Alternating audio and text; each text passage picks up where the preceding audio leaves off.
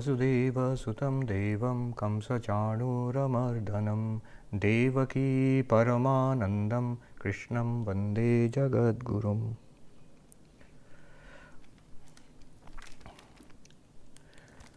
Good evening and namaskar everybody. This is the Bhagavad Gita class, and today our co-host is Jayant, who will keep a lookout for your raised hands. If you can raise your hands virtually, that's the best. There is a button for that at the bottom of your panel's participants. You click that, you'll get an option to press the raise hand button. You can ask questions or make an observation or a comment, and I can reply to you. In general, everybody will be muted, but whenever you want to speak, you can always and also you can write something in the chat. You can communicate with each other or with the co-host, with me. Those facilities are there. All right, let us start. In the third chapter, we had done 31st. I thought we had done the 32nd verse, but now I see that we have done up to 31st. The 31st verse, Sri Krishna says, Ye me matamidam nityam nānutiṣhṭhanti mānava śraddhāvanto abhyasūyanto muchyante tepi karmabhi. So those who follow this teaching of mine, matam, my view or my teaching. So you can see the amazing humility. He's not saying this is the ultimate truth, this is given by I am God, I'm telling you this. There are various opinions, paths to spiritual life. My matam is this. I am telling you. And what is this matam? This is there in the 30th verse. This is the most important verse in this section. Mai sarvāni karmāni sanyasya adhyātma-chetāsaḥ nirāshir nirmamo bhūtva yuddhyasva vigata-jvaraha. This is the essence of karma yoga.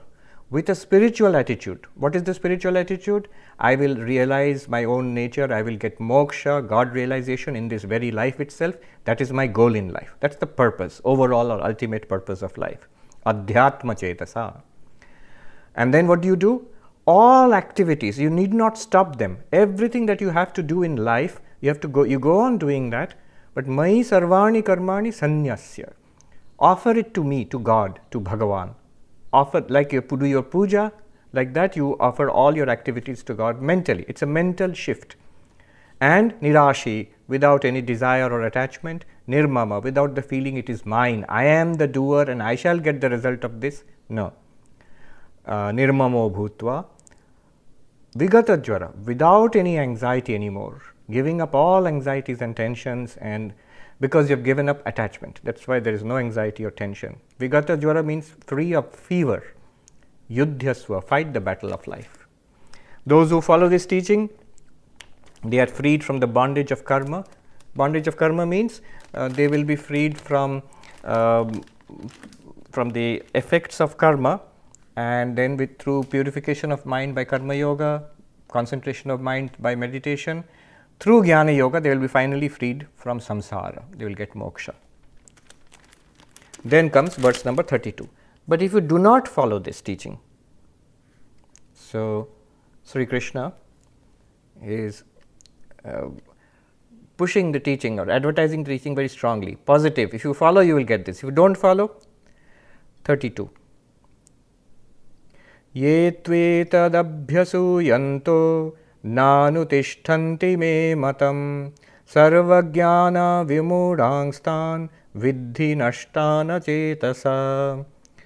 So know them to have a jadad, inert and ruined life, who are deluded with respect to all knowledge, that they do not get any knowledge at all, who criticize this teaching of mine and refuse to follow it. So that's a pretty strong statement. And if you follow it, you will get moksha. If you don't, basically if you don't follow it, then we will fall into samsara. We will remain in samsara, go through ups and downs, life after life. Achetasaḥ. The root is this. They do not want spirituality. They do not want God realization. At the root is the problem that God realization, moksha, liberation is not my goal. That is achetasaḥ. No spiritual attitude is there to life. And then what do? Because there is no spiritual purpose in life, first of all, they criticize this doctrine, this teaching. They abhyasūyanto, they criticize it. You will notice something. One thing is that those who are atheists or those who are strongly materialistic, they also feel a strong need to criticize religion. Why? Because if religion is true, then I, the atheist, am in trouble. Then my whole view of life is wrong. So I must make sure that religion is wrong, and then only I can be right. I can be at peace. If you are a spiritual seeker, if you seek moksha, God realization, you really don't bother about the materialist or the atheist or the person who is very worldly. You know slowly they will progress and one day they will come to spiritual life. You are not really bothered about criticizing that person. But the materialist has to criticize the spiritual person. Otherwise, the materialist way of life cannot be justified. So, abhyasūyanto, they criticize spirituality, especially this teaching of mine about karma yoga. Nānutiṣhṭhanti, and of course they don't follow it. What happens? Sarva-jñāna-vimūḍhāns, naṣhṭān. They are bereft of all knowledge. What knowledge? This viveka has different levels. This knowledge has different levels. First level is the difference between dharma and adharma. What is right and what is wrong? That itself they don't understand. So they get deluded by their own raga dvesha, their own desires and aversions. What is adharma, they take it to be right. What is dharma, they don't feel like doing it or they don't take it to be right. The higher level, dharma adharma viveka. Next, nitya viveka. What is eternal? God alone is eternal. This world is temporary, transient, passing. This feeling does not come. This world alone seems to be real and they want to hold on to this. Then the even higher level of viveka, satya mithya viveka. God alone is real, world is not only non-eternal, not only temporary and passing, but also false, appearance, an illusion, like a movie, like a dream, like a snake in the rope or mirage in the desert. So you see three levels. First of all, most important, right and wrong viveka. What is right and what is wrong? Dharma, dharma. That itself is not clear to such people. Then deeper level, nitya, nitya. God alone is nitya. Nitya means eternal. The world is anitya. Everything is temporary. You say, who does not know that? Even if people who do not believe in God, and atheists do not believe in God, or say Buddhists do not believe in God, but they all know that world is non-eternal. World is temporary. They may know that, but they don't behave accordingly. Most people, you see, worldly mind is, though I know that everything is temporary, nobody lives forever. I also will not live forever, nor are my possessions forever. Everything is subject to up and down, coming and going, increase and decrease. I know that, but I behave as if I will live forever. I behave as if all these things I am struggling for, they will be with me. And I push that knowledge of the temporality of life to the background. And then only samsara is possible. Then even deeper knowledge, satya mithya. God alone is real, the world is unreal. Sri Ramakrishna says again and again, Ishwari vastu arshava vastu. God alone is the reality, everything else is an appearance. This is the final viveka, final knowledge, deeper knowledge. All this kind of knowledge does not appear to and is not available to such people who criticize this teaching of mine. So this is 32. Then 33 and 34 are important, are very practical. Practical in the sense, we all have this question, again and again it comes. Why is spiritual life difficult? Why is it so difficult to change? I read so many things, I understand so many things, but why can't I change myself? It's so slow and difficult. So what is the problem here? Why is it difficult to be spiritual? This answer is there. What is the obstacle and what is the solution? Both are given. Very interesting. 33 and 34. A great deal of psychology is involved here. 33. sadṛiśhaṁ cheṣhṭate svasyāḥ prakrite jñānavān api prakṛitiṁ yānti bhūtāni nigrahaḥ kariṣhyati. Even a jnani, man of knowledge, behaves according to his nature. All beings behave according to their nature. What can repression do? What can repression do? So, very interesting verse. sadṛiśhaṁ cheṣhṭate svasyāḥ. People work according to their own nature, prakriti. According to their own prakriti. Even the man of knowledge, even the the jnani, one who has attended all Vedanta classes and got full notes, I've got all the recordings in my hard drive. So jnani, maybe even an enlightened person, even Jivan Mukta, Brahmagyani also. What to speak of ordinary people? Prakṛitiṁ yānti bhūtāni, they follow their own nature. Nigrahaḥ kariṣhyati, a hammer blow. What will self-control do? What can control do? What can repression do? People will act according to their nature. Now this is a very interesting verse. What is Sri Krishna telling us here?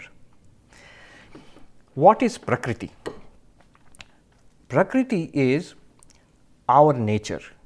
Our nature means, did you not say our nature is that we are Atman, Satchidananda? Yes. Actually, we are Satchidananda. Our real self is existence, consciousness, bliss. Satyam, Jnanam, Anantam, Brahma. Existence itself, consciousness itself, and infinity, infinite being and consciousness. That is our nature. Atman, Brahman, Turiya, whatever you call it. But Prakriti refers to body mind. So this mind we have got, intellect, mind, memories, and the body, this particular body we have got in this life. All of this, these are products of Maya, of Prakriti, and so they are called Prakriti here. Prakriti here means our body-mind complex. And there also, in the mind, our whole personality, which is shaped by our tendencies. So, body-mind complex is Prakriti, especially the mind, and especially in the mind, the whole, the tendencies which we have got in Sanskrit, samskaras.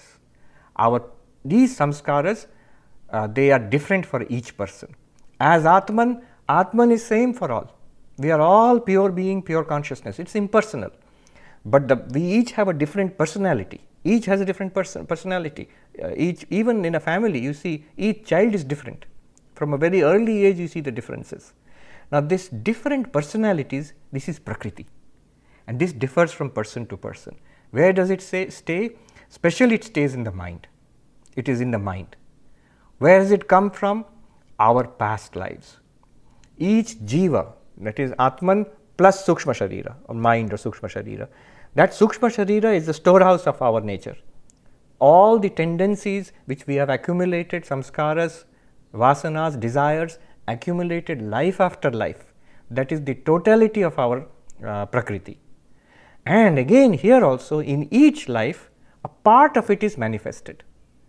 Whichever part of our accumulated karma becomes active, producing this life, that part becomes manifested in this life. And that is very specifically, that is called my Prakriti now, here and now, my life. Shankaracharya says in his commentary, he says, Prakriti nama purvakrita dharma dharmadi samskaraha vartamana janmadau abhivyakta sa Prakriti. That is Prakriti. Because which is Prakriti? Purvakrita. Whatever we have done. What have we done? Dharma, dharma, good and bad things.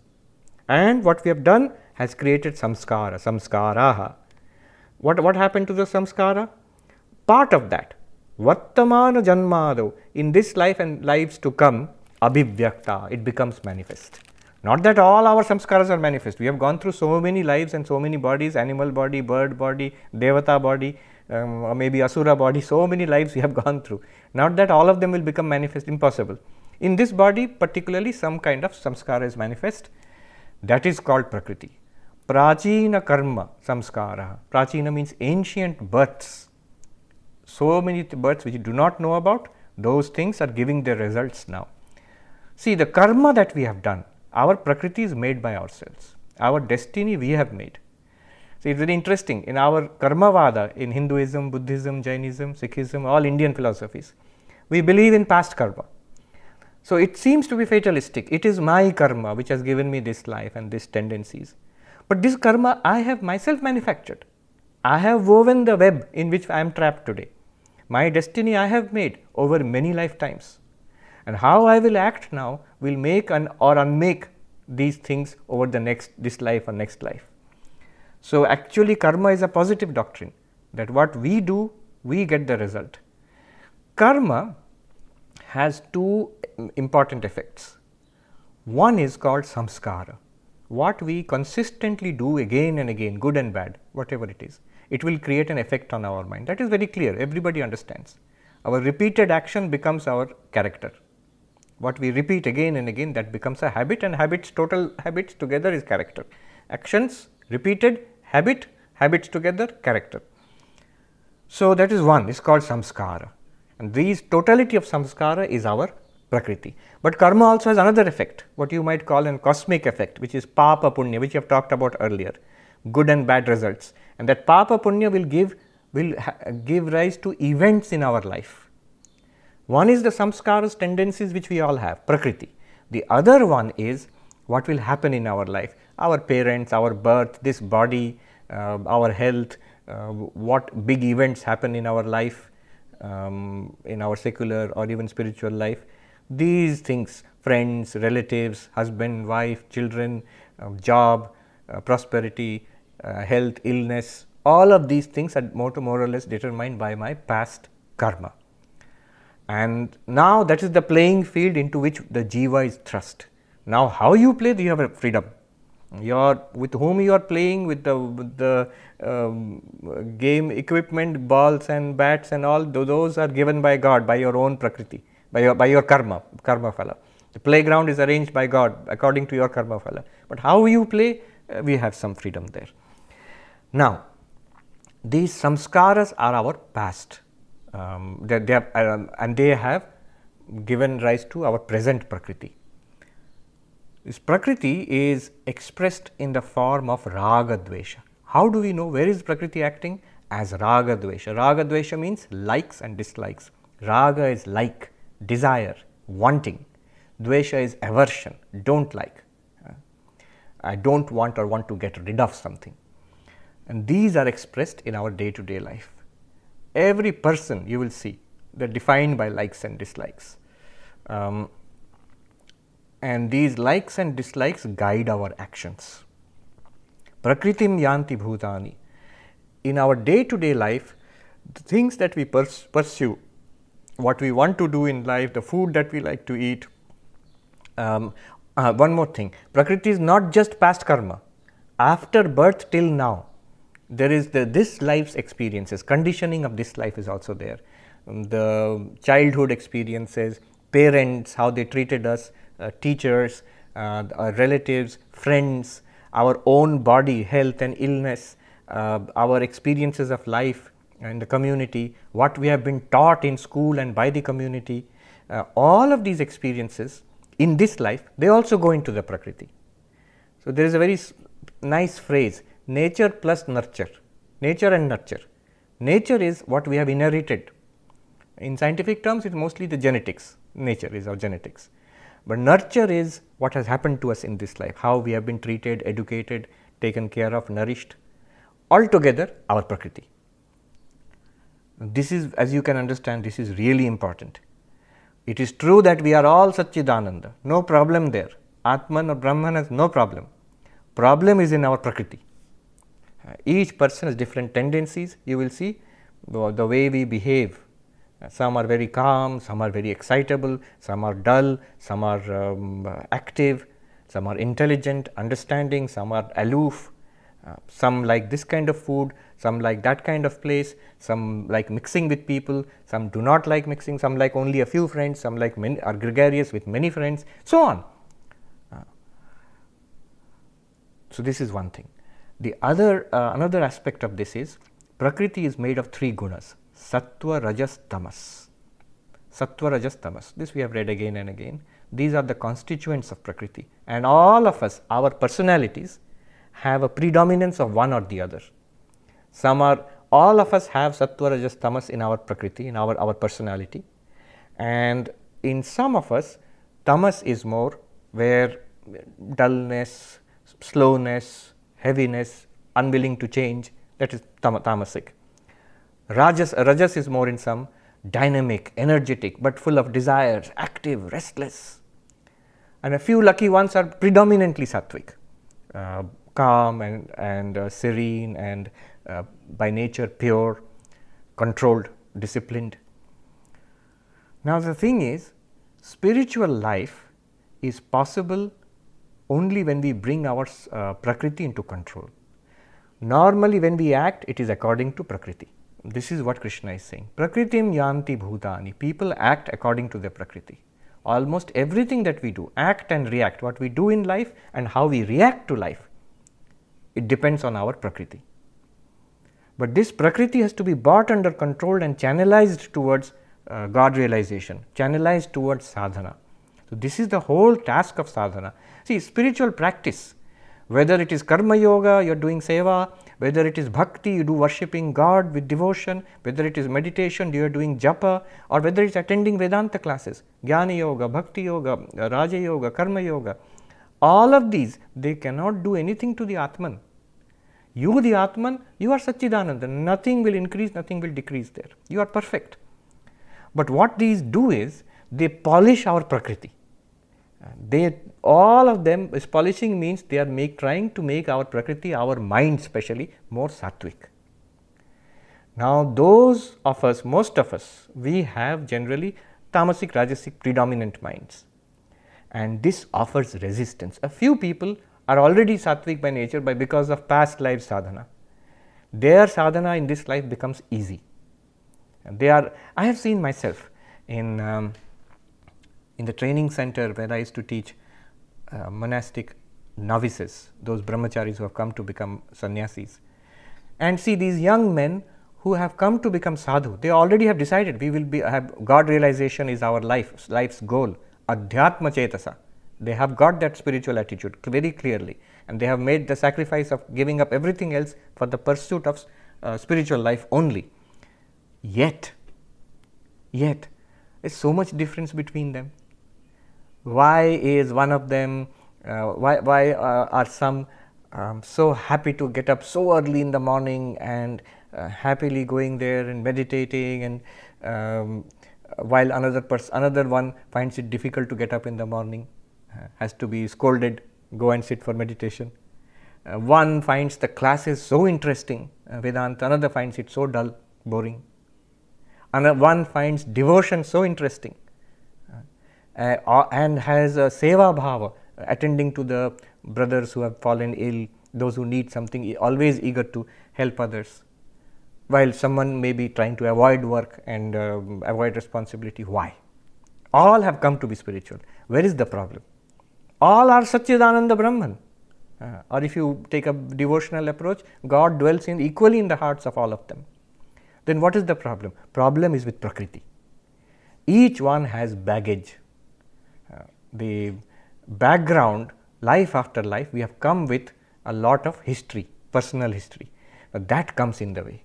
That is what is blocking us in spiritual life. This is what Sri Krishna is saying. Prakṛitiṁ yānti bhūtāni.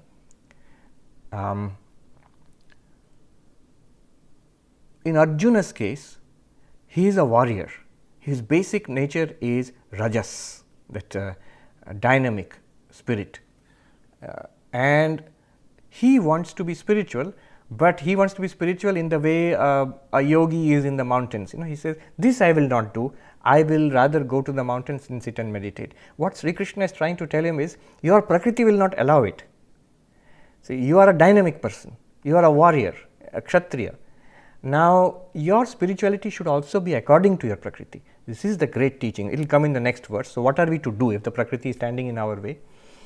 So, Arjuna is being told, now you must fight this war, not give up the war, not go to the mountain and sit like a Muni there. You will not be able to do that.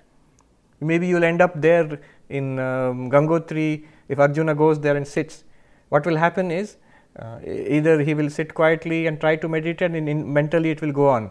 That Duryodhana is a crook. When I got the chance, I should have thrashed that fellow. I wonder what he is doing now. Or if he is active, he will probably, he will organize the sadhus into sadhus union or something like that. Dynamic nature. I saw one sadhu, so very, very good sadhu, but also very rajasic, very dynamic. So see the reaction. He was telling me in Gangotri, the pandas, the priests, so their children, so they have to survive also. So because there's a large number of pilgrims coming, so they started a hotel. In the hotel proper, this what you call waste disposal is not there, and the waste is going into the Ganga. and which is very hurtful for the sadhus and all. They consider it holy Mother Ganga. So he took these people, the priests and their children, to court and pursued a case up to Supreme Court, where he finally lost the case also. And now, of course, Gangotri is very highly, like so many hotels and things are there. Anyhow, I was thinking when he told me the story that that he lost the case. Not only did he lose the case finally, it was a long process, and he used to go regularly to New Delhi to fight the case from Gangotri. And then when he finally lost the case, he became so disappointed, so frustrated, he decided to commit suicide, that he will jump in the Ganga. And he said he walked down to the Ganga one day, taking the name of Shiva, Om Namah Shiva is chanting, he is going to the Ganga. As he touched, he said, before entering the Ganga, I will do pranams, I will touch the water. It is very fast flow. If anybody steps in, he will be killed. Even when I was there, just the day before, somebody had been killed. He will be swept away. During rainy season, lot of water is there.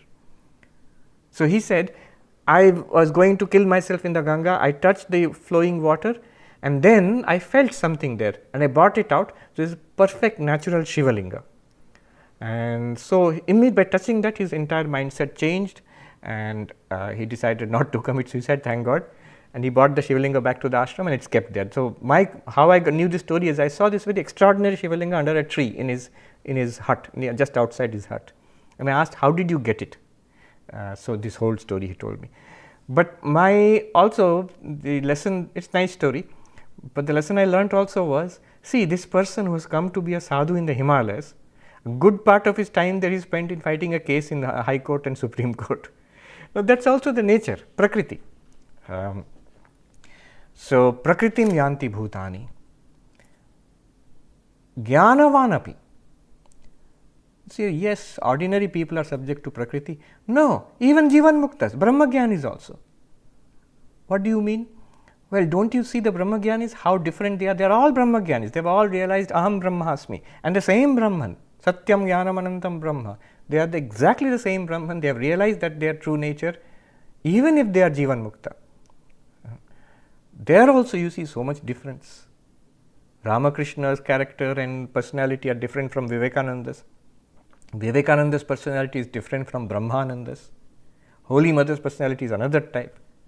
All are Brahmagyani, all are the same. The classic example they give is Ramachandra and Sri Krishna.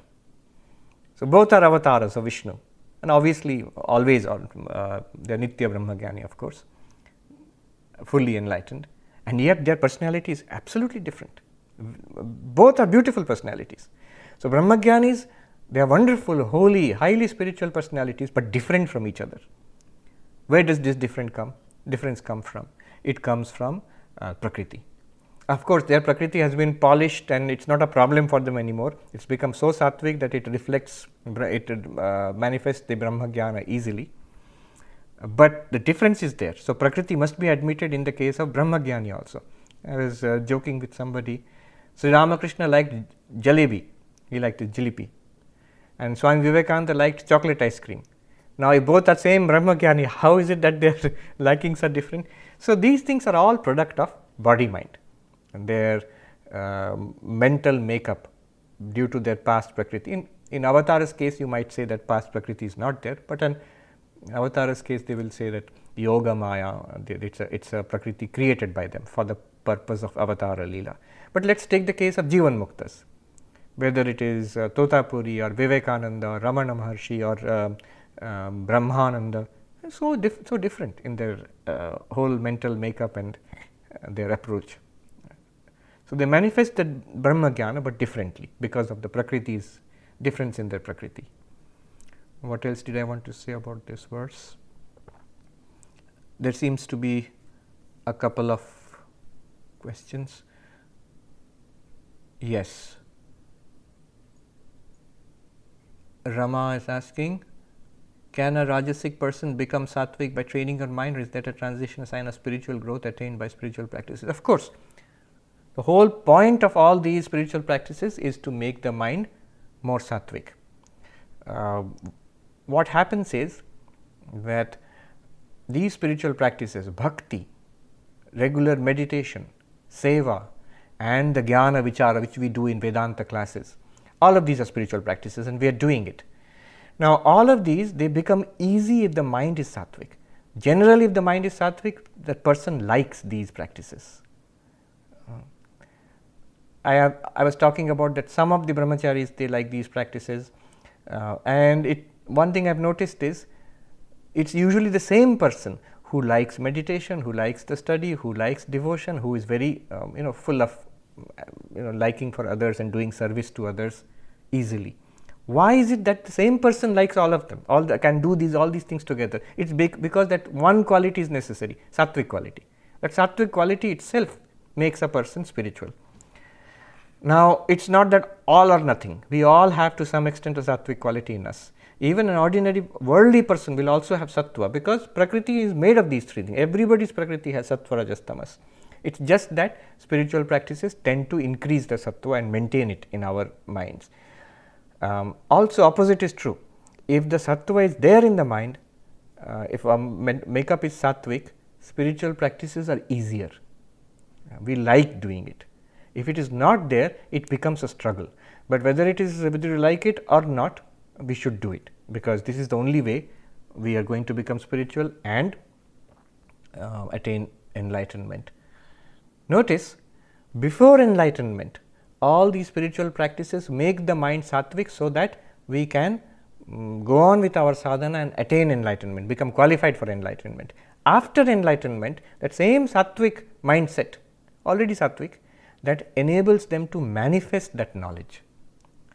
That knowledge they have, aham brahmasmi, enables them to live according to that. Manifestation of the divinity within, that also requires sattvic mindset. Often what happens is we know something, we are unable to do it in life. Manifesting means doing it in life. So, unable to carry it out in life because obstacle is put by our own prakriti, lack of sattva in the prakriti. I think this is what I wanted to say about this verse. Two people have raised their hands.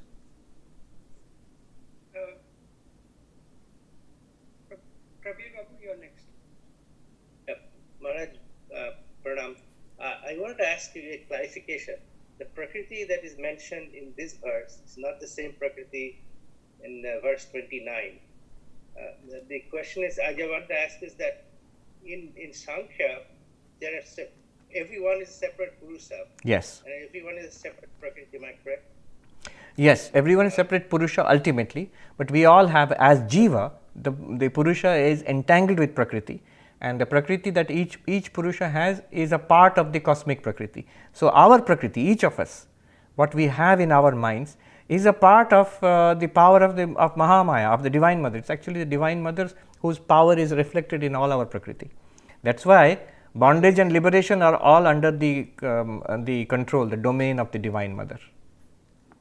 So there is one Purusha and one Prakriti, and then we are all the parts of that Purusha and Prakriti. No. You mentioned Sankhya. In Sankhya, there are many Purushas, Bahu Purusha Vada. Each of us is a separate. That's Sankhya. Each of us is a separate Purusha. And there is one Prakriti, but that. Yes, you complete the question? I'm sorry. Now, complete the question. What were you saying? So, we also, each of us is separate Prakriti also. Yes, that Prakriti is a part of that cosmic Prakriti. It is one Prakriti, but it has many parts. See, that one Prakriti itself becomes the entire universe. I am talking about Sankhya now. One Prakriti becomes the entire universe. So, whatever is in the universe is a part of that Prakriti, and that includes our bodies, that includes our prana, it includes our mind and intellect and ahankara and memory also, mano buddhi chitta ahankara, where in the memory all our personality is stored, our vasanas, samskaras are stored there, and that is all part of the cosmic Prakriti. So, we have a tiny part of that cosmic Prakriti. In Advaita, yes. Sankhya doesn't have this the pure consciousness or the universal consciousness, whatever you want to call it. No, it doesn't have that. No. See what you are saying. You said two things. Sankhya does not have pure consciousness or universal consciousness. No, Sankhya talks about pure consciousness. That is Purusha, and you are that Purusha. But it does not talk about universal consciousness, because we are, as I said, separate Purushas. Each Purusha is separate. Okay. Yeah, many consciousnesses in Sankhya, not in Advaita Vedanta. Advaita Vedanta talks about pure consciousness, which is also universal consciousness, one consciousness. And in Advaita Vedanta, Maya is the power of that consciousness. Prakriti is the power of that consciousness. So this is the difference. This is the philosophical difference behind it. But here the practical problem is, right now we all have, we are Atman, no doubt about it, but we all have Prakriti. Each of us has a separate Prakriti, and it's mostly problematic. Why it is problematic? It is something that we have consciously, unconsciously gathered over many lifetimes. How do we know our Prakriti? Look at our raga dvesha, likes and dislikes. When we consider what's going on in our life, what we want, what we do not, what we like, what we do not like. See, what we have read is different. What we have studied and what we have decided, this is my goal in life, spirituality. That's wonderful. But how am I leading my life day to day? What am I finding difficult? So, one sadhu said that, see, what you have read I am not interested in, what you do in life I am not interested in. Tell me your struggle. Tell me your struggle. Where are you struggling? Is meditation difficult? Is it difficult to be unselfish? Does bhakti feel mechanical? Does jnana feel dry or I don't understand? Somebody said, Swami, I checked all the boxes when you said all of them. So this is part of my Prakriti. Nothing to be done. We want God realization. So what Vedanta does for us, even at this stage, is it gives us the great assurance and relief that you are Satchidananda, and all these problems, if you have even checked all the boxes, ticked all the boxes, all problems I have got. Somebody said, Maharaj, in Bhagavad Gita, a total description, my description has been given. So where? They are simply talking about me only. Where? In Daivasura Sampad Vibhaga Yoga, the Asuri Sampad, the demonic qualities Sri Krishna has described, all are matching. I have got all the qualities. Now, great thing about Advaita Vedanta is it assures you, you are not touched by these things. See, whether my clothes are dirty or they are shiny, clean or torn, they are clothes, they are not me. See, if it is a dirty cloth, I have to wash it. If it's shiny cloth, congratulations. But in both cases, it's not you. It is simply a covering, a personality. Even the Greek word for persona, it means mask. I've mentioned that earlier. It means a mask. It's not you. Our personality, our Prakriti is not you. Prakriti is not Purusha. Name and form, body, mind are not the Atma. Vedanta has given you the assurance you as Atma are already pure, are perfect. But the thing is, it has to be manifested, it has to be realized, and realization of that requires Prakriti. It is all realization, all sadhana, all bondage, all freedom, everything is in Prakriti. Atman does not have to do any sadhana. Atman does not need bondage or freedom also. Atman is ever free. But because we are now tied up with Prakriti, we need to work through this. Swami Vivekananda said, you cannot run away from the machine. You have to learn how to work the machine, it will set you free. That's an important point. Working this machine, understanding the inner workings of this machine of Prakriti, we have to understand. In another place, Swami Vivekananda says, very cryptic sentence, all you can do is polish the mirror. All you can do is polish the mirror. What is the mirror? Prakriti. What is polishing? Changing our sattvic, our rajasic and tamasic tendencies make up into more sattvic. Changing or controlling our raga dvesha and channelizing it towards sadhana. That is polishing the mirror. What will happen if you polish the mirror? What will happen if you polish the mirror? Ultimately, it will give you enlightenment. Polishing the mirror means we will get those qualities for Vedanta, Viveka, Vairagya, the Shat Sampatti and Mumukshutvam. Those will become strong in us. This ordinary person becomes a holy person. This holiness, we can actually feel it. You go to a really, I've seen it in many senior monks, when you go to them, you feel a distinct quality to them, not just a good person. There's something very sublime and high about such people. That is the transformation of Prakriti. That is necessary. Sadhana can do that. It will not make the jiva into Brahman. You are already Brahman. Sadhana cannot do anything to Brahman. question? Is there 2 more questions? Yes. Patrick, you're next. Pranam Swami. Namaskar. So about one of the 4-fold or 6-fold treasures is controlling the senses, the sense organs. Is that something that's like should be practiced? Is that, or can you talk about it generally? Should it be practiced? Is that like for maybe somebody beginning in spiritual life? Is that something that you should even think about, or is that just kind of like down the road? No, it should be practiced, and it's going to come in the next verse. Now the question of, you say all these things, and then Sri Krishna ends by saying nigrahaḥ kariṣhyati. What can self-control do? If you say that, that's a shocking statement, because then what is the use of spiritual life? All our practices are their practices. If we cannot do anything to our nature, everybody will act according to the nature, then what is the point of telling us about self-control? Don't be angry, don't be greedy, control your desires, pray, meditate. All these require self-control. So what does it mean? How are we to tackle this problem of Prakriti? So the answer to what you are saying is coming in the next verse itself. Yes. Then one more. Devanik, you're next. Maharaj, Pranam. Namaskar. Question is, can Brahma Gyan be considered a karma phal, like a result of karma? No, absolutely not. Brahma Jnana is not the result of karma, but by karma we can set up we can polish the mirror. The mirror does not provide you with the original face. Your face is reflected in a clean mirror, but your mirror has not made the original face. It just when you clean it, automatically by the very nature of the mirror, it gives you a reflection of the original face. So this reflection itself is Brahma Jnana. Polishing the mirror is all that work can do. Karma can polish the Prakriti, can polish the mirror of Prakriti. Knowledge is, so there is a subtle point. Karma cannot produce Brahman, no doubt about it. Brahman is beyond karma.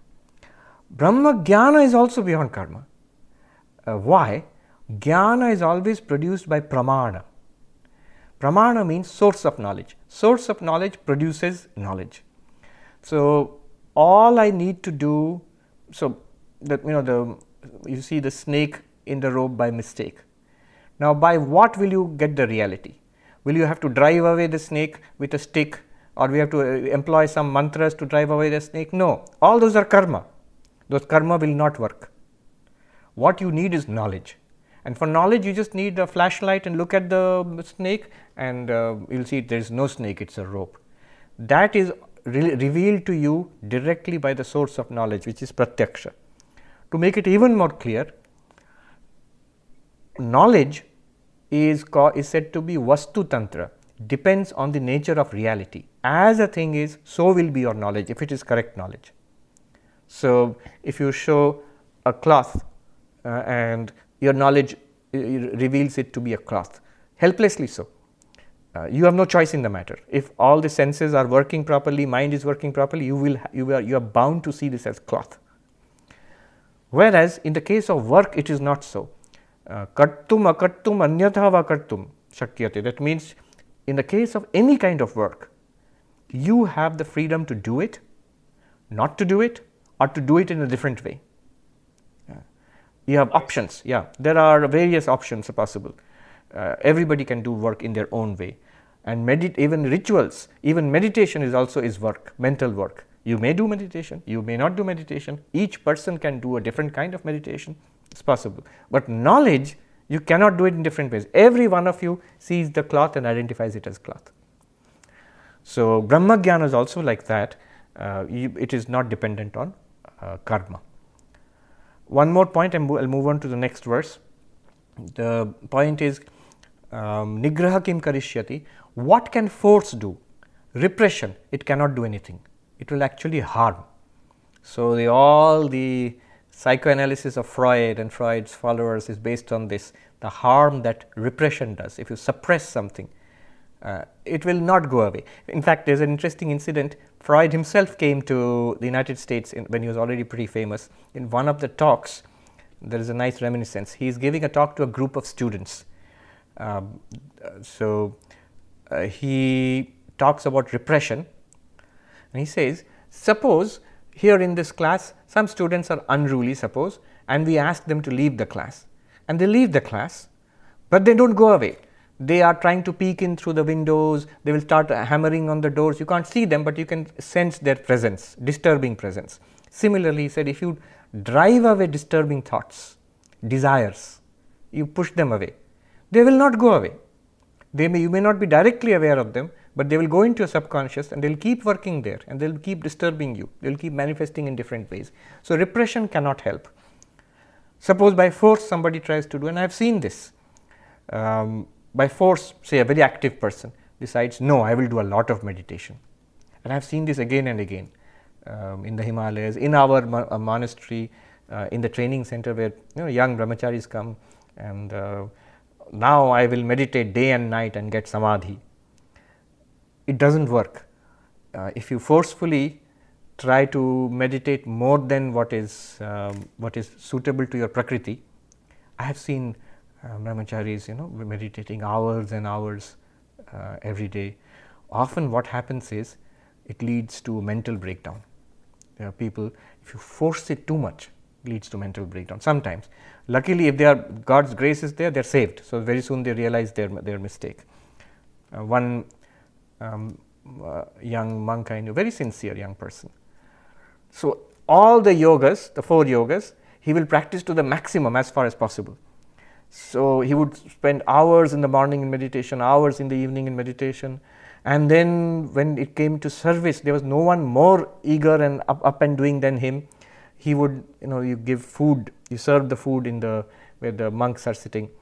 So it's hard work, it's hot and sweaty, and even one session if you serve, it's very tiring. He would serve the first batch of monks who would eat, he would serve the second batch of monks who would eat, and the final batch where only the kitchen staff and the monks who are in the kitchen, they eat and then they go to their rooms. He would serve them also, and then without eating, he will go back to his room. Now don't do any of these things yourself. Do they say don't try this at home? They say. He would not eat. You won't believe this. He would pluck grass from the field and would boil that grass and eat that grass, and just boil water and drink that. He would not sleep at night. He would keep his bed at an incline so that there won't be any deep sleep. He would sit for meditation or lie down in an inclined way. One day we heard a crash in the monastery. What happened? People got up. He had slid off the bed and fallen with a crash to the floor. Anyhow, this is too much. And what happens is you are forcefully going against Prakriti. You cannot win that way. What you can do, it will come next. Sri Krishna will tell. So people try this. On the other hand, then what should you do? I remember the advice I received as a young brahmachari when I went to the training center. There was a great Swami, one of the few I think whom I would call a Jivan Mukta or enlightened person. I had met him. He was one of our teachers. So that day I went to the training center in Belur Math as a young brahmachari. This was 1999, I think. So I went to his room to bow down. He was quite ill. I mean, nearly 10-12 hours a day they used to give oxygen to him. He had breathing troubles and all. But never unhappy, always the twinkle in his eyes. So I bowed down to him and he said, "Why are you here?" I said, "Swami, I've come for the training in the training center." And his answer was so simple and so wonderful. He said, "Oh, training center, all you need to do is go by the bell." In Bengali he said, "Training center khub bhalo, ghantar sange chollei hobe." All you need to do is go by the bell. What it means is, in the training center we had this bell and we still have it there. There are 26 bells in 24 hours. I counted once. Bell to get up, bell to go for meditation, bell to go for chanting, bell to go for breakfast, bell to go for studies, bell to even take a bath, bell to go for classes. Each class has its own bell. Then for lunch. The most hated bell I think was the bell to fall asleep. If you're already fallen asleep, that is you are woken up immediately. Now what this Swami said, just follow the bell. Those who are restless, rajasic, they want to do more. I will become enlightened. What everybody is doing, I'll do twice that much. Restless. Those who are tamasic, they try to escape that much. Whatever has to be done also, they try to do less. He says, just follow the bell. There is enough time for meditation, enough time for devotion, for study, for seva. Very beautifully arranged routine for sadhu life. Just follow the bell. Ghantar sange chollei habe. It takes a sattvic person to do that. More rajasic person, less tamasic person. Okay. Now, what do we do then? What's the solution? 34, very important. Indriyasyendriyasyarthe raga dvesho vyavasthito tayorna vashama gachet tauhyasya paripanthino. The senses have attachment and aversion to the respective object. You should not be swayed by them. They are obstacles in your spiritual path. Shankaracharya introduces, Yadi sarva-jñāna-vimūḍhāns atmana prakriti sadṛiśhaṁ eva cheṣhṭate nacha prakriti shunya kaśchit asti. If every jiva follows their own prakriti, they work according to their own prakriti, and there is nobody without a prakriti, all jivas. Tata purushakarasya vishaya-anupapattehe shastra anarthakya praptau idam uchyate. Then where is the role for free will? Where is the role for sadhana, for initiative? And then he says, what will the result be? Shastra anarthakya. Then the Gita becomes useless. Shastra becomes anarthakya dosha. That means meaninglessness of spiritual instruction. So what is being said here? Remember, in our day-to-day life, if you want to know what is your prakriti, it is manifested in your reactions, your likings and dislikings. So these keep coming up as we interact with people and objects, anger and desire and greed, these things manifest. Raga, dvesha, likes and dislikes, and they are based on our past prakriti. Now what happens is this. Our samskaras, the prakriti, it generates first of all a thought in the mind. It comes up as a bubble, stage 1. Just a thought about anything. It could just be nice cookie. And if you hold on to that thought and nourish it, then it will become stronger. I want the cookie. Then it becomes, at one point, becomes speech, vak. I want it. Then it becomes action, karma. So a child may grab for the cookie. So you see the stages from the prakriti or from the vasanas, which are prakriti. Stage 1, thought comes. That is in Sanskrit called vritti. Stage 2, when you nurture that thought, hold on to it, it becomes vak, speech, and is expressed as action, karma. Vritti, vak, karma. Mind, speech, body becomes action. Now, what has to be done about this? He says, tayor na vasham agachet. Now, at this point, you have to consider that what is coming out of my prakriti, is it helpful for my spiritual path or not? We do that all the time. Anybody who's disciplined, if you are holding a job, if you are working in academia, if you are doing a PhD or whatever, any big task you have taken up, whatever your likes and dislikes keep coming up, we control it. Only that which is helpful for us in our day-to-day life, we allow that to happen, and the rest we suppress it. If we do not suppress it, then a person becomes, like we say, what do you call it? Impulse buyer. I like this, I immediately buy it, then later I regret it. Acting on impulse, suddenly angry, prone to anger, or suddenly, so Amazon is based on your impulse buying. They'll make it very easy for you. You like something, raga, and the transition from raga to action, speech and action is very fast, because it's all you have to do is click one button. Before you know it, you have bought it. Raga has been translated into action immediately. What he says, Krishna says is, tayor na vasham akachet. You have to short circuit this process. You have to use your understanding. All that we have in our Prakriti is not bad. Some of it takes us towards our spiritual goal, lot of it pulls us back or diverts us. That which is not helpful at the level of vritti itself, what is coming from samskara, you have no control over that. At the level of vritti itself, you should, like a traffic policeman, divert, bypass that, or allow it. Allow it if it is good for our spiritual path.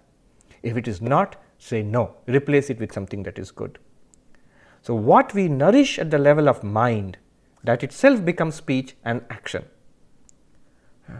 And not only that, what we nourish at the level of mind and what we give vent to, which we manifest as speech and action, that again goes back into our samskara and becomes part of our Prakriti. It's a loop.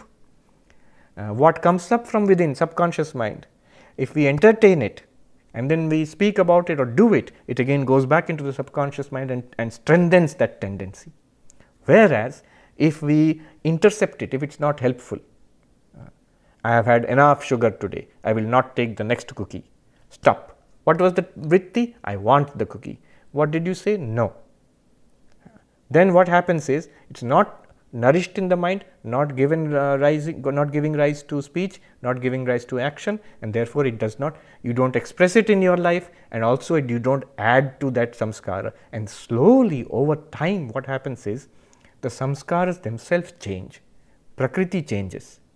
So after some time, months, years of this kind of sadhana, you will find only good tendencies coming out, good vrittis coming out of Prakriti. Good means according to your spiritual path. Sri Ramakrishna put all this in a very simple way. He says the boatman, he lived near the Ganga. So when the boatman goes out into the Ganges, they have this long pole with which they push against the bottom of the river, and they push the boat out as they are going. By the time it reaches the midstream, there is a current, and it catches the current. Sometimes they have a little sail, and the boatman sits down. Sri Ramakrishna says, very nice example. He sits down and holds the rudder, and the boat is going along merrily without any further effort. And the boatman smokes tobacco. In Bengali, he said, "Purut purut kar tamak khai." Now, what it means is, after some time, as the Prakriti becomes spiritualized, sattvic, it becomes natural, and effort is less. But at first, there is some effort, because you are constantly trying to watching your own Prakriti and making a decision, whether I will do this or not, whether I will think this first of all. Then stop thinking that. Then stop speaking about it. It will stop the speech and level of action. If we do not control it, what happens is, not only are our samskaras, not only it has bad effect on our life, I may have decided to be spiritual, but day-to-day life will be ruled by Prakriti, by the raga, dvesha. It will keep on strengthening the old samskaras and divert me from my spiritual life. So that is the problem of, so that's how you slowly transform Prakriti. We do this all the time. When I first joined, so we are told you have to get up early in the morning. It's a struggle. See, the one thing, let me tell you, I'll share quickly with you. There's this psychologist, Jonathan Haidt, H-A-I-D-T. I think I don't know, he was at one of these East Coast universities, Jonathan Haidt. He wrote this book, Happiness Hypothesis. I read it a few years ago, and it's very interesting. He takes up this problem, why is it so difficult to be good? So much of self-help, if you go to Barnes and Noble, don't go now, but if you go to Barnes and Noble, you will find whole section, self-help. All, if you follow that, how to meditate better, how to lose weight, how to interact, get friends, so many things, how to communicate effectively. If even 10% of that advice one can put in one's life, one would be super successful. Life would be perfect. But it's so difficult. You may have a whole library of self-help books, same person, same old person. Why is it so difficult? We know the answer, Prakriti, but why is it so difficult to change the Prakriti? The reason is this. Jonathan Haidt said his reason is this. He says all our study and our understanding, it affects the intellect. It's an intellectual process. But the body-mind is a complex of different parts, interacting parts. He says, he gives a nice example he gives of elephant and elephant rider, Mahut on top of an elephant. Now, The mahut, the elephant rider, is the intellect. The elephant itself is like the body or the lower parts of the mind, the prakriti, the vasanas and the body. Now it's the mahut who is excited by knowledge. It's the mahut who goes to seminars and attends Vedanta classes and all of that and is excited. I have understood I have to get up early in the morning and practice meditation. I'm convinced by it. I've read all the books. It's really good. It's going to transform my life. Early morning, I will get up 1 hour earlier from now on and use that time for meditation. What happens? You really want to do that. Next morning, what happens? Alarm goes off and you are awake. But now the problem is the intellect decided I have to get up early in the morning. Now the body, which is nice and warm and under the blanket, will say, you did not ask me. Did I ever get a vote in this? I never said I will get up at 5 o'clock in the morning. You have attended your fancy seminar and decided it's nice to get up. You get up, I will remain inside the bed. So what he says there is, we should not think of the body and the lower parts of the mind as a machine, like a computer. The computer offers no resistance to you. Whatever you do, the computer will, whatever you want, the computer does accordingly, usually.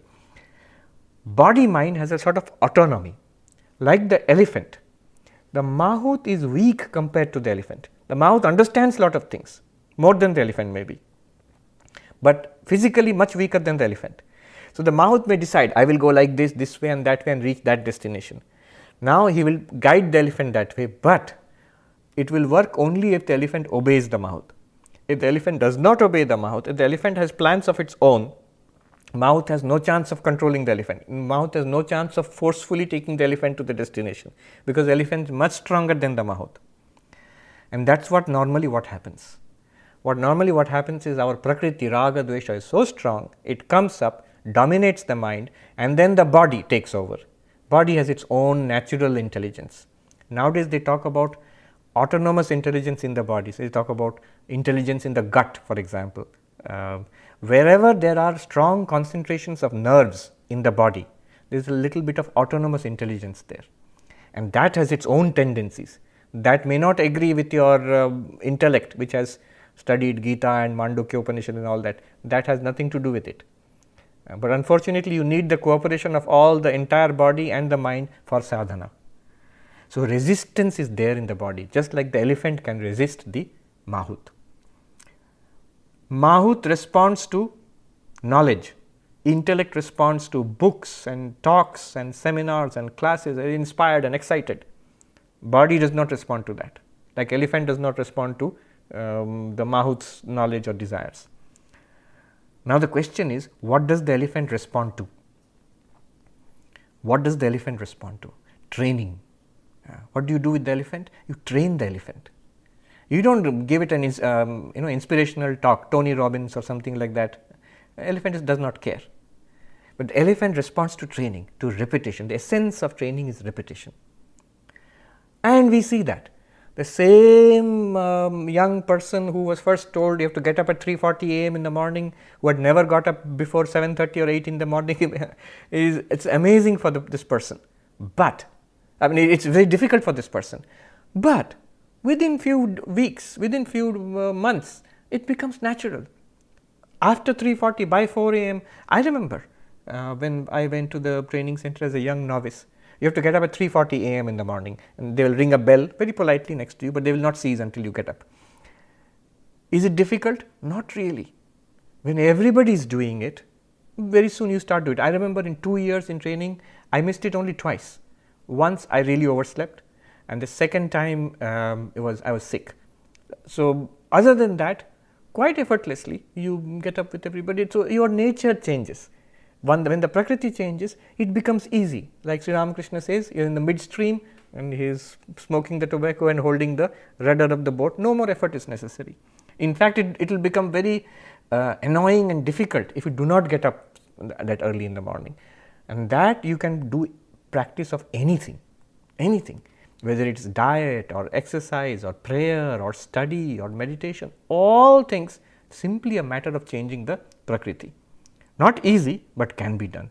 And the way to do it is not more knowledge, it is now practice. And what practice? Repetition.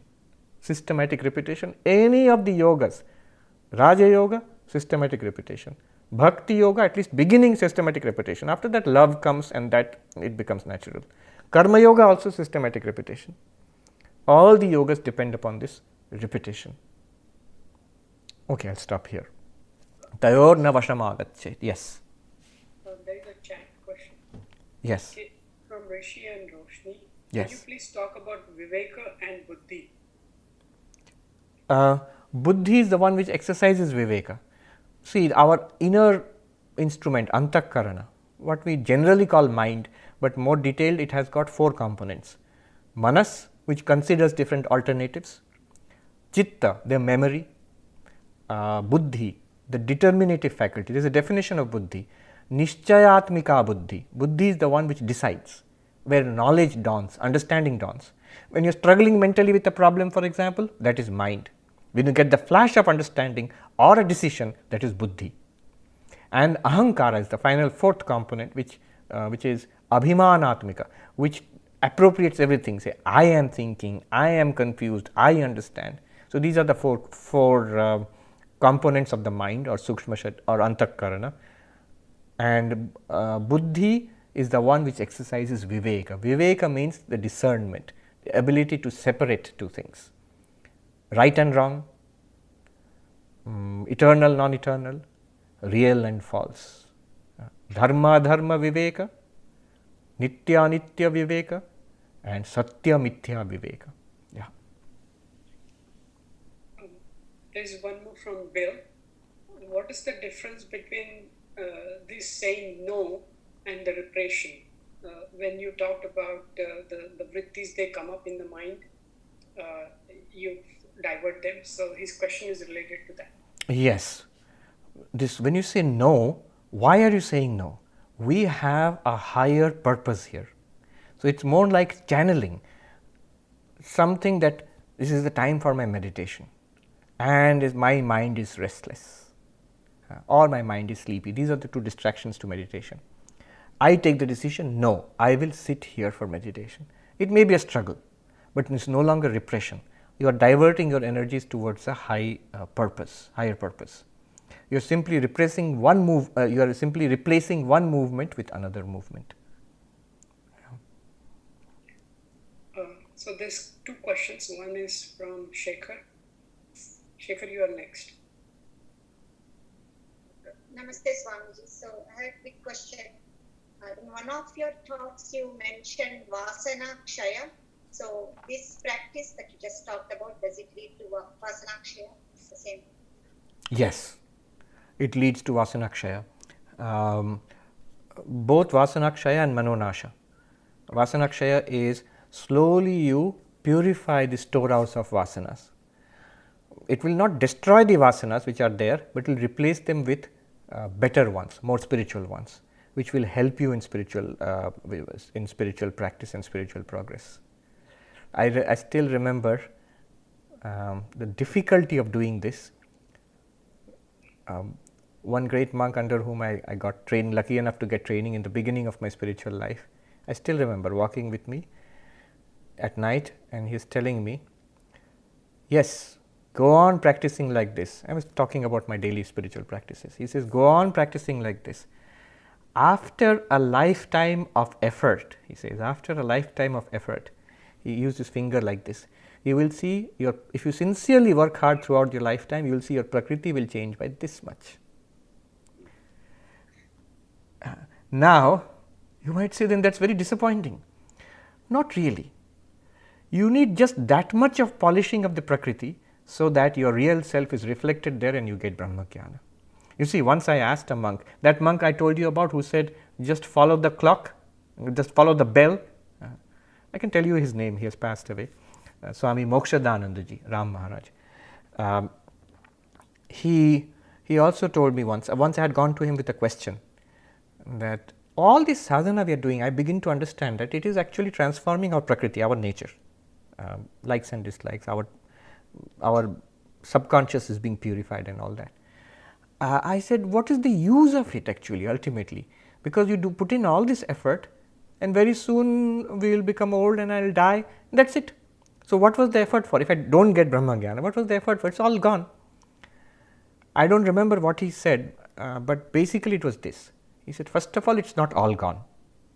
Whatever spiritual effort you have made till now, that polishing, that remains, that becomes a samskara itself and remains, along with all the other samskaras. In next life, that will be there for you. It is the most powerful resource for you. That is the best thing you can take away from one life, if one does not get realization in this life.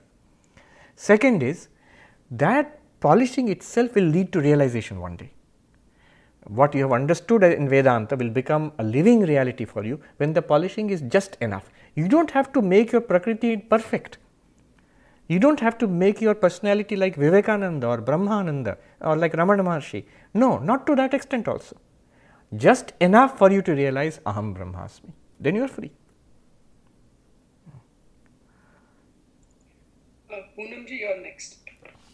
Yeah, so Swamiji, in day-to-day life, most of the work that we do is for the welfare of the family. Yes. So is that sakam karma? What can we do Right. to... Normally it is sakama karma. Why is it sakama karma? Because it is based on me and mine. This is I and these are mine, and hence I am taking care of them. I and mine. But how can we transform it into nishkama karma?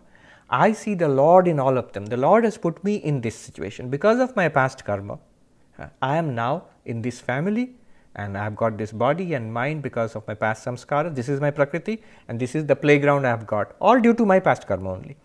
God has graciously given this to me. Now my purpose is to realize God. My Lord alone is in the form of husband, wife, children, grandchildren, and relatives, father, mother. Now let me do the best. How can I serve them? Whether I'm taking care of parents or husband, wife, children, relatives, neighbors, everywhere I'm actually serving my Gopala, my Krishna, or my Ramakrishna. You don't have to tell them that. Mentally that should be the attitude. Then that sakama karma becomes nishkama. Why? Then it will no longer be me and mine so much. You will see once you start doing that, your love will generally spread to all. Slowly you will begin to see there is not much difference between my relatives and everybody else. This child, it starts off as this is my child and everybody else is different. But as we become more spiritually mature, you see there is not much difference between this child and the other child also. And your love extends to all. Sri Ramakrishna put it so simply. He said, Amar Bhagne, my nephew, my niece, this is Maya. All are my Gopala. He says, this is Daya. He played on the word Maya and Daya. This is mine, this is Maya. But all are my Gopala. My Lord is in the form of everybody. And I have, even if I cannot do anything, I have the highest respect, devotion to my Lord in the hearts of everybody. This becomes nishkama then. One last question in the chat, Maharaj. Will the Prakriti itself dictate whether one can say no to the viddhi? Will the Prakriti itself? This is a difficult question. You are saying all these things, but anybody will think a little bit about this, say that even this effort that you make, acting as a policeman, this much I will allow, this much I will not allow, these are the tendencies which are good for my spiritual life, these are tendencies which are not good, I will stop that. It's not easy also. If we begin to do that, that means Vivek has already begun to come into us. With this, it has become urgent that I want to become spiritual, I want to realize God in this life. That also is the grace of God. This is why the Ishvara Kripa is very necessary. Guru Kripa, Ishvara Kripa is very necessary. The Guru Kripa, Ishvara Kripa actually manifests as Atma Kripa. Atma Kripa means self-effort, grace of oneself. My own mind should be gracious to me. My own mind is gracious to me means this desire will be there. No, I will change my life. I will make it better. One small thing I can say. We all have the power of decision. Decision means yes or no. When do we have the power of decision? This is where the mind tricks us. Yes, the power is there, but I fail. I try to control myself, I fail. But remember, The power of decision is available to us at every moment. Last time I tried, I failed. But right now also the power of decision is available. The mind will tell you, you are going to fail anyway. No, don't try to take those decisions. No. You take the decision now. Suppose I fail. I become angry again, or I become greedy again. All right, next moment, I can take a decision that no, I will not follow the vritti, I will replace it with a better vritti. And many things are helpful, like routine is helpful. Whether if I make a good routine for myself, a reasonable routine, and stick to it, then you don't have to take the decision every moment. Will I get up or will I not get up now? Swami Yatishwanji says, the moment the question, you are awake enough to ask the question, jump out of bed. Or if you are very tired and all that, it may be that you go back to sleep for some more time. But don't lie there, should I get up or should I not get up? That's the worst kind of thing, tamas. Yes. Is Guru Kripa a result of karma? Might be. One disciple, Swami Vishuddhanandaji, was president of the Ramakrishna order. And one devotee was following him around and saying, Maharaj, kripa karun, have kripa on me. After some time, I think Maharaj got a little exasperated and he said, Kripa, do you know the meaning of kripa? Kripa means grace. So do you know the meaning of kripa? First kri and then pa. Kri means do. Kriya means to action. Pa means to get. So first you do something, then you will get kripa. So Ramakrishna said the wind of grace is always blowing. God's grace is always there. Remember, he lived near the river. So the wind is always blowing, but the boat has to raise its sail. You have to raise a little sail which will catch the wind. That much raising the sail you have to do, that I want it. This life, I want it. Nice observation. Jonathan Hyde. So I think everybody can see this comment. Daniel Kahneman, Thinking Fast and Slow, System 1 and System 2. Correct. That's a very nice book, Thinking Fast and Slow. In fact, Michael Lewis also has a easier version of this. Is the original book, Thinking Fast and Slow. Michael Lewis has an easier version of that, more racy, better read. It's called The Undoing Project. So these psychologists, Daniel Kahneman and one more Israeli psychologist, the two of them, they worked on this idea that there is a conscious decision making and cognitive process in our mind and one impulsive process in the mind. And usually our default setting, Amos Tversky, yes, our default setting is the impulse thing. If you don't do anything, we will always act according to Raga Dvesha. This is the very important thing to understand. Raga Dvesha always bubbling up from our samskaras, and if you don't consciously take a decision, if you don't engage what he calls the system 1, our usual response will be automatic response, what you call in computer language default setting. Default setting is always guided by Prakriti. That has to be replaced by conscious decision making until that becomes the default setting itself. Yeah. Yes. Duryodhana, yes, I should have given that. Prabhu always reminded me, Duryodhana and Krishna example. Maybe next time we will talk about it. Duryodhana talks about why automatically he does what is wrong and he does not want to do what is good. He knows what is good and what is wrong, but he cannot bring himself to do what is good. He cannot stop himself from doing what is bad. Perfect response to that is Krishna's this verse number 34. Tayor na vashamagacchit. You have the power to say yes or no. This is the important thing. Raga Dvesha are coming up from our nature, but you have the power of saying yes and no. Now, one more point, although we have run well over time, just one more point. You have the power, but that window of opportunity is very small. Only when the thoughts have come up and are weak, then your yes or no has some value. When already it has taken on a big, like a wave in the mind, anger, you are already angry, or greed, you have already decided, I am going to purchase that thing, you are about to click the button, very difficult to stop.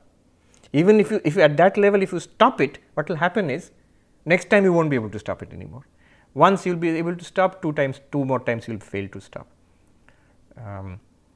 At that time, willpower is overwhelmed.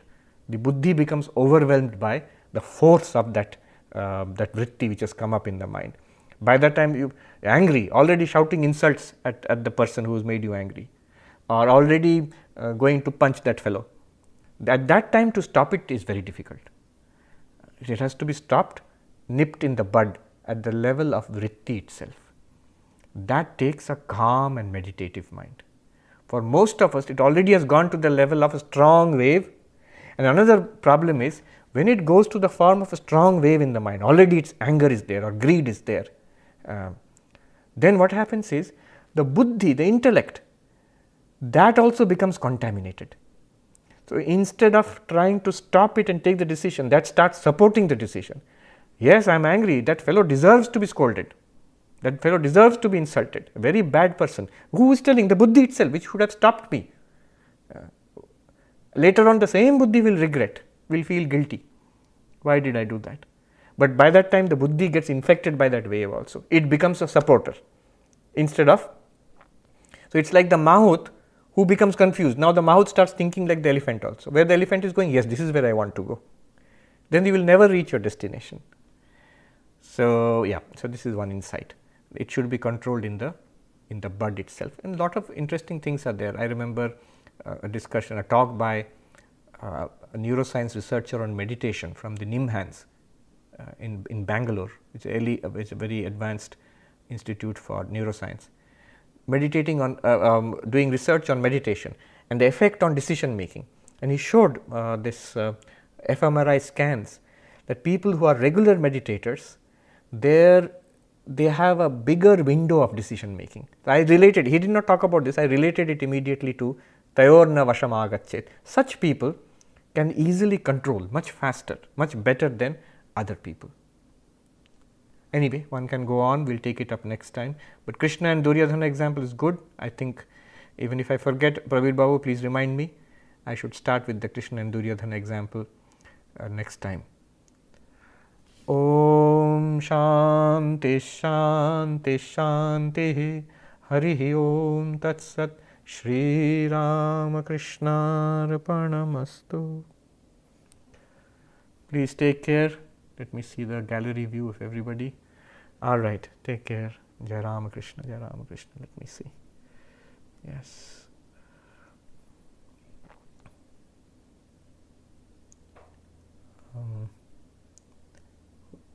Take care, everybody. Prabir Babu, bhalo thakben. Sushma ji, I will see you in class tomorrow again for the Kashmiri Shaivism class. Yes. Jai Ramakrishna. Take care. Rajarshi Parna. I can see you both, yes. Yes. All right.